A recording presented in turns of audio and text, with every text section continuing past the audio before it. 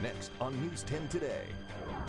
Wild weather responsible for killing 4 people in Indiana as a concert stage collapses. Good morning, everyone, and thanks so much for joining us on this Sunday morning. I'm Megan Norman. And I'm Julie Fusen. You're watching News 10 Today. Our morning team reunited again after several weeks. It feels good.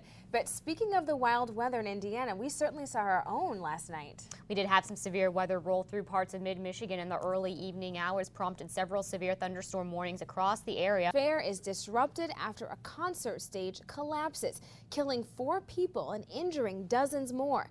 Now, this is cell phone video of the collapse captured by a person in the crowd.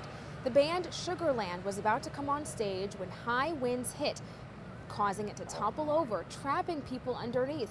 Bystanders recount what happened. The collapse came as many of the concert goers were very wary of the change in weather and they were trying to leave the grandstand. It'll be a little more crowded at the school along the banks of the Red Cedar this fall. Officials at MSU say the freshman class, which starts to arrive next week, will be the largest in the school's history. They're preparing for roughly 7,800 students, which is up from the previously recorded high of around 7,400 in 2004. Official enrollment counts are usually released in October. The Great Lakes Folk Festival in East Lansing was going strong this weekend, but then the severe weather hit, making things a bit difficult.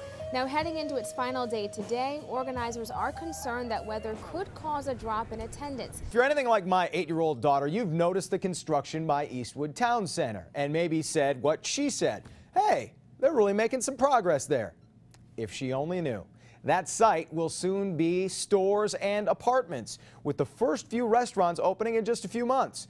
News 10's Caroline Vandergriff updates the progress. So it's all raised seating over here. The kitchen's back there. Hostess stand again is there.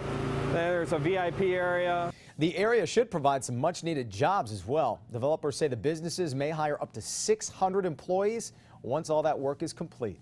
Michigan State University releases its State of the State poll, and results show the moods of most residents are not too good. The poll shows only 47% of residents think you'll be better off a year from now. That's down from 60% 3 months ago.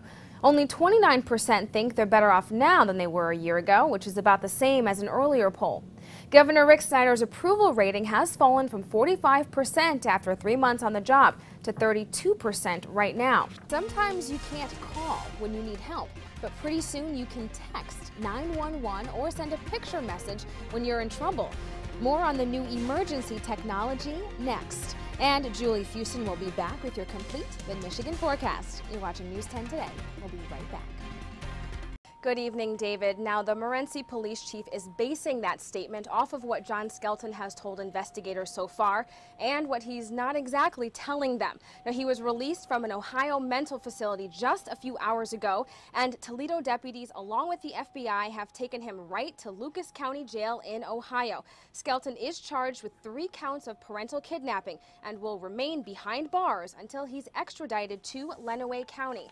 Now, as for the boys' whereabouts, all the police will tell us is that they are still searching. Now, today they broadened their search in Ohio, and volunteers have not lost hope, despite the grim outlook. We've continued to talk to virtually all parties involved in this investigation, including Mr. Skelton. Statements that he's made to investigators would indicate that it's not going to be a positive outcome. Now, volunteers are continuing to search tonight, hoping for some positive news later on this evening. Now, police are still following up on the public's leads, so if you have any information at all, please call the Morenci Police Department's tip line. That number is 517-458-7104. Now, we're following the story and we'll bring you much more information tonight on News 10 at 11. For now, live in the newsroom, Megan Norman, News 10.